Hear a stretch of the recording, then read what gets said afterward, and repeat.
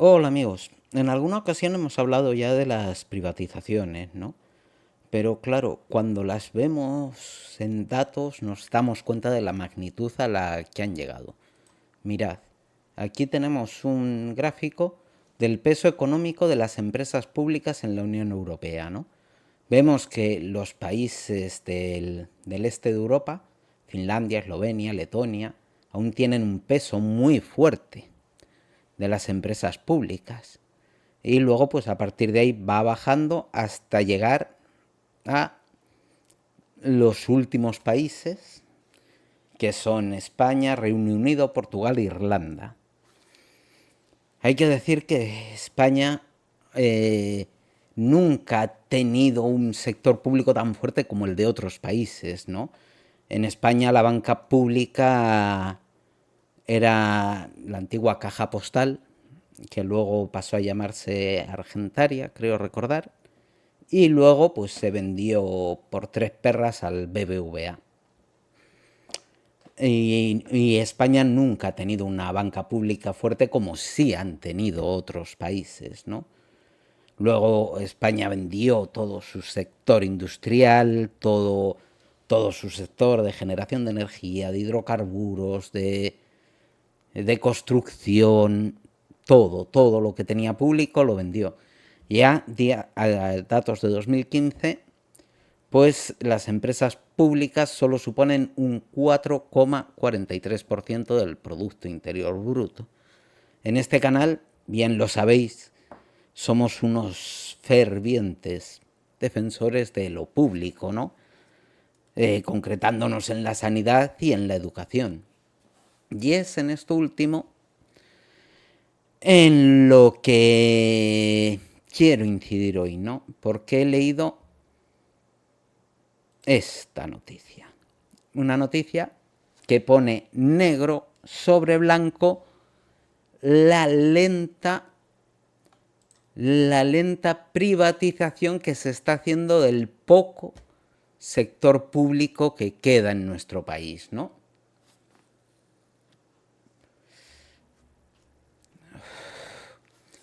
O sea, lo público cada vez tiene menos peso, lo público cada vez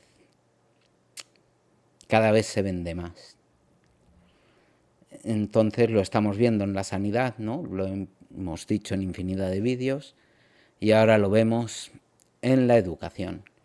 Los estudiantes de la FP privada se disparan un 460% en una década por la falta de plazas en la educación pública.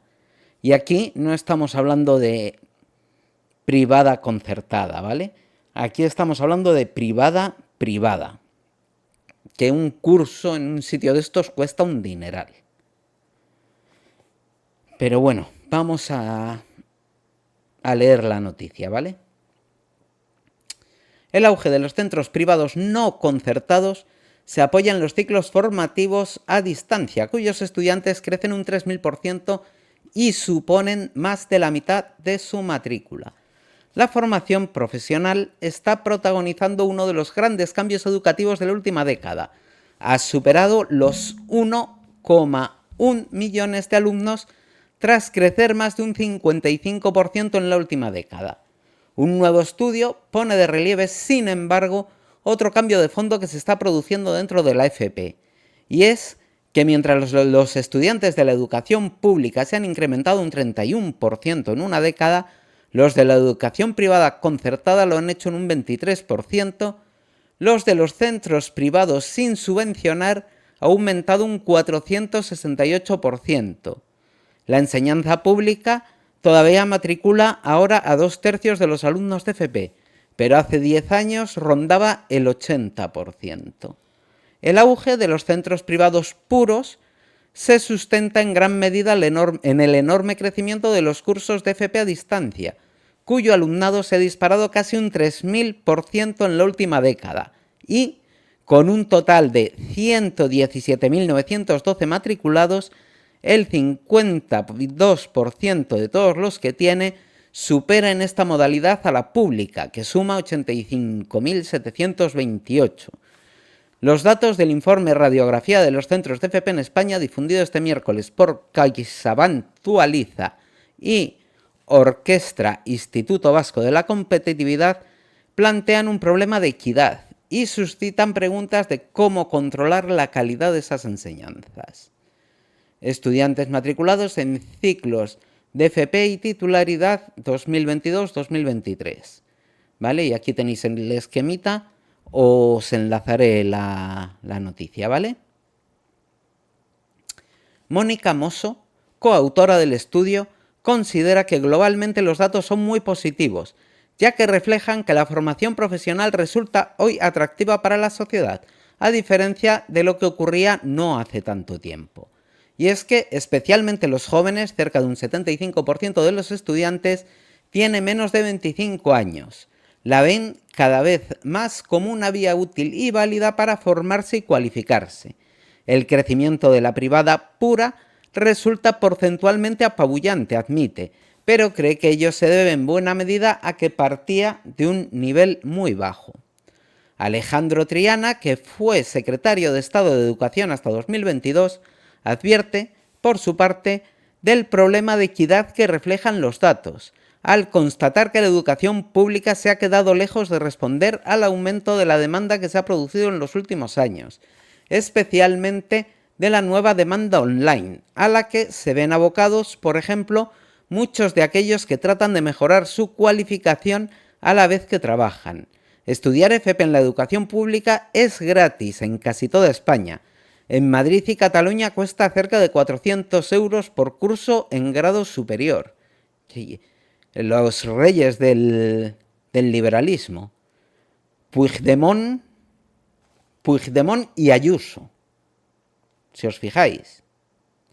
Nacionalista catalanista por un lado, nacionalista españolista por otro lado y antipatriotas de todas las patrias o de todos los pobladores de sus territorios,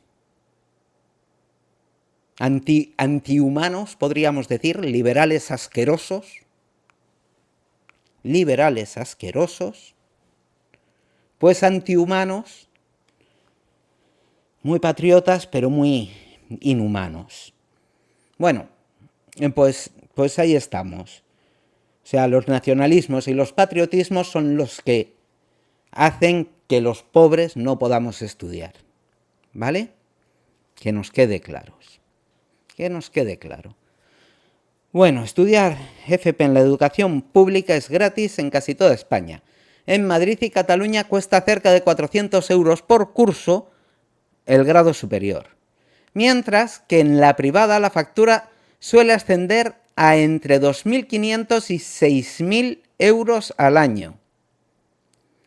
El gobierno actual, del que Triana formó parte, ha destinado 748 millones de euros a la creación de plazas públicas desde 2020, por lo que el exnúmero 2 de Educación apunta a la responsabilidad de las comunidades autónomas al respecto. El informe, cuyos datos corresponden al curso 2022-2023, ya que los últimos oficiales del curso pasado no ofrecen información desagregada entre educación privada pura y subvencionada, muestra el cambio estructural que se está produciendo en el reparto de la tarta de la FP. En el curso 2013-2014, los centros concertados matriculaban al 22% del alumnado, ahora a un 13%. La privada ha pasado en cambio de tener un 5,7% a casi un 21%. La privada pura, ¿vale? La privada pura. La educación pública acoge al 71% del alumnado con necesidades específicas de apoyo educativo. 5 puntos más de lo que le correspondería por su participación en el total de la matrícula. A la concertada va el 22%, 9 puntos más de lo que en teoría le tocaría probablemente por las características especiales de algunos de sus centros. Se refiere a las características especiales de algunos de sus centros, por ejemplo, el centro San Juan de Dios en Valladolid,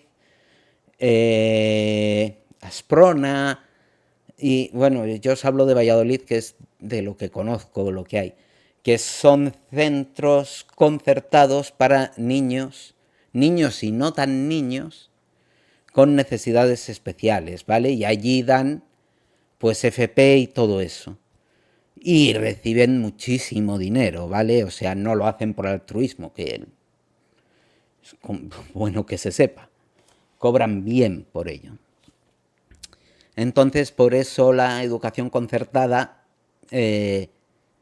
coge más de lo que en teoría le tocaría, ¿vale? A la concertada, bueno, sigo leyendo. A la concertada va el 22%, 9 puntos más de lo que en teoría le tocaría, probablemente por las características especiales de algunos de sus centros.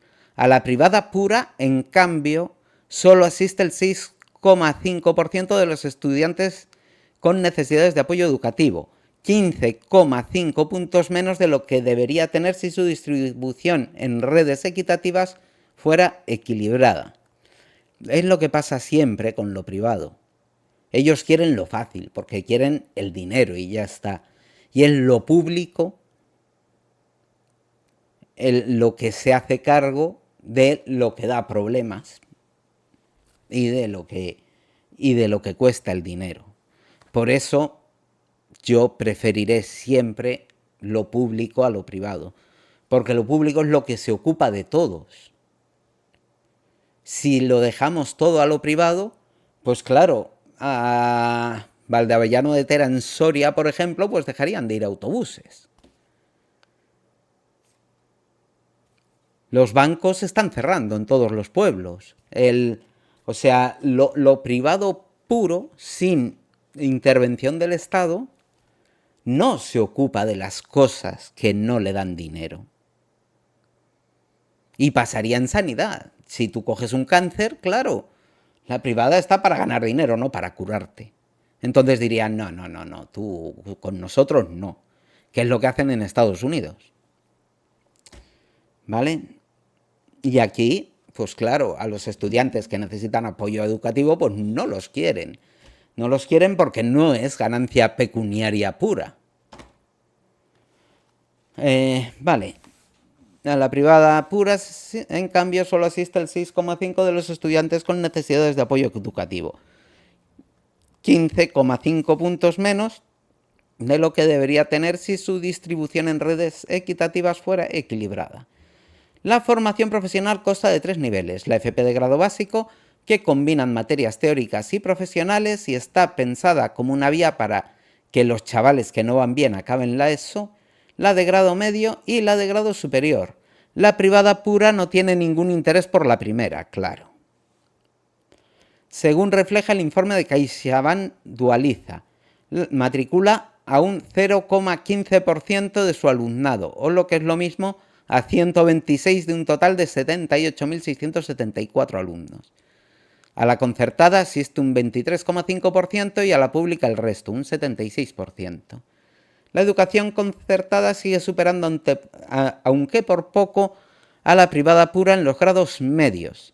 La primera matrícula a un 17% frente a un 15% de la segunda, que sin embargo ha incrementado su alumnado en estas enseñanzas un 435% en la última década y a un 68% en la pública.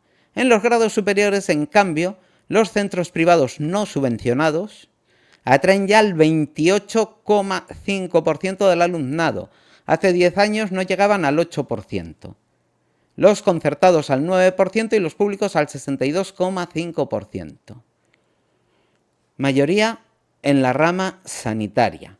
La educación privada, una parte de la cual ha pasado en los últimos años a estar controlada por fondos de inversión, ¡qué sorpresa, amigos!, también tiene claro a qué familias profesionales dirigirse. Su presencia en ramas como artes y artesanía o vidrio y cerámica es nula, el 0% del alumnado.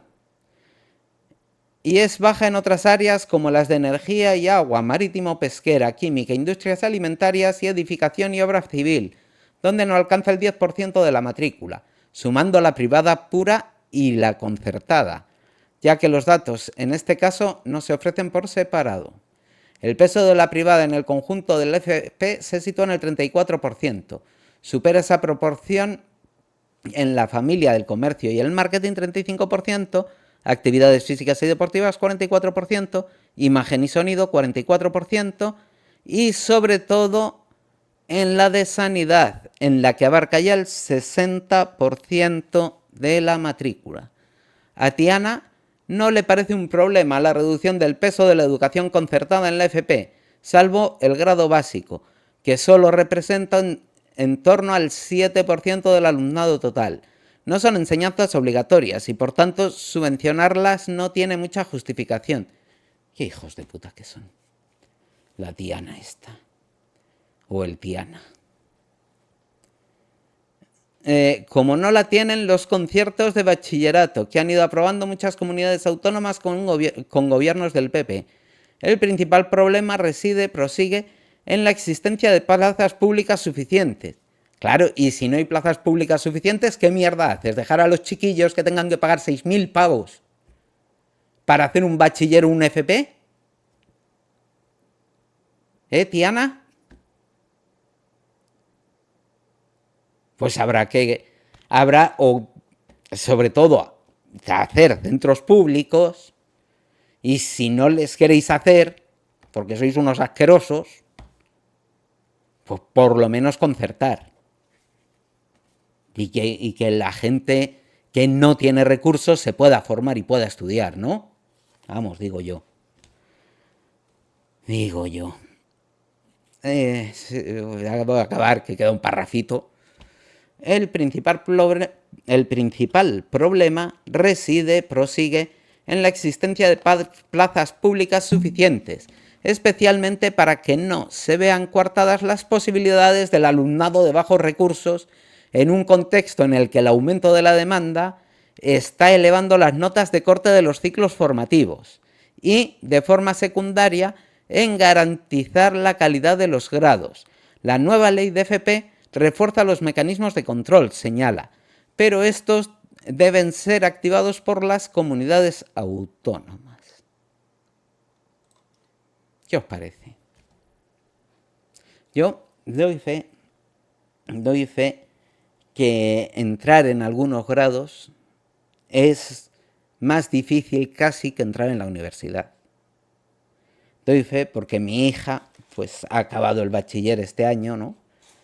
Y no se fiaba de que la nota le diese para matricularse en la universidad y también hecho la matrícula a los centros, al grado, a los FPs estos de grado superior.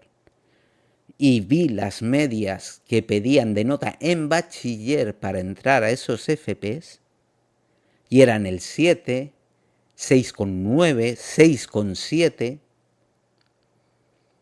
O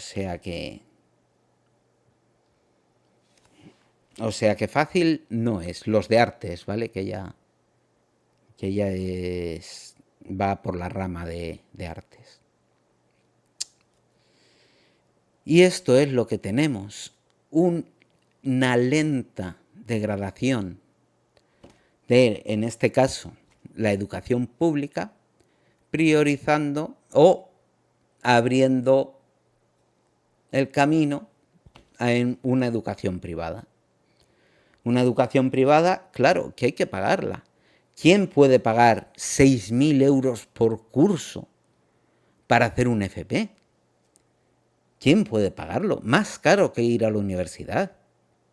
Y luego es que hay especialidades aquí en Sevilla, por ejemplo, para mantenimiento aeromecánico, para ser mecánico de avión, vamos. Solo hay un centro privado. No hay públicos. No hay públicos. Solo hay un centro privado. Hombre, es que eso no sé, no lo sé, yo no lo veo de recibo. Que Sevilla es una provincia con millones de habitantes, ¿vale? No estamos hablando de... En fin. Y esto es lo que tenemos. Esto es lo que tenemos. Unos lo hacen a baja velocidad, PSOE, Sumar y Podemos, aquí no se salva nadie, lo hacen a baja velocidad, poquito a poquito, y PP pues lo hace a toda velocidad. Porque aquí la responsabilidad es de ambos, porque las competencias están cedidas a las comunidades autónomas. Por lo tanto, el que en Andalucía no haya un instituto público que dé mantenimiento de aeronaves, que imparta la titulación de mantenimiento de aeronaves, es responsabilidad de la comunidad autónoma, claro, y del gobierno, pero compartida. O sea, de PP, Vox, PSOE, Sumar y sus satélites. Y así vamos. Y así vamos. Yo no sé. Yo no sé. Desde luego el desprecio por lo público es terrible en Europa Occidental. En Europa Occidental y Estados Unidos y Canadá, Japón. Es terrible, porque claro, los que mandan, que son los dueños de las grandes corporaciones, saben que lo público es hacerles perder dinero a ellos. Es hacerles perder dinero a ellos. Y eso no lo quieren permitir, no lo pueden consentir. Y por eso se está desmontando lo público en todos los países de la Unión Europea a unas maneras agigantadas. Yo no sé si visteis el vídeo del que os hablé el otro día de lo público versus lo privado, que comparaban lo público con lo privado en el conjunto del mundo, ¿vale? Es un vídeo muy interesante, que si no lo habéis visto os diría que no dejéis de verlo. No dejéis de verlo porque deja claro demasiadas cosas. Deja claro primero que evidentemente lo público es muchísimo mejor, sobre todo para nosotros, que no tenemos tantos recursos. Y bueno, pues nada. Hoy iba a hablar de otra cosa, tío, pero he visto esta noticia, me he indignado tanto que digo, os la tengo que contar. De lo que iba a hablar es de esto, fíjate. Mirad, os lo pongo. De lo que iba a hablar es de que han detenido en Francia al fundador de Telegram, Pavel Durov. Le han detenido porque dicen que Telegram es muy malo, y que no se puede consentir que una cosa así funcione. Y como no lo pueden cerrar, pues han decidido detener al dueño. Ole sus cojones.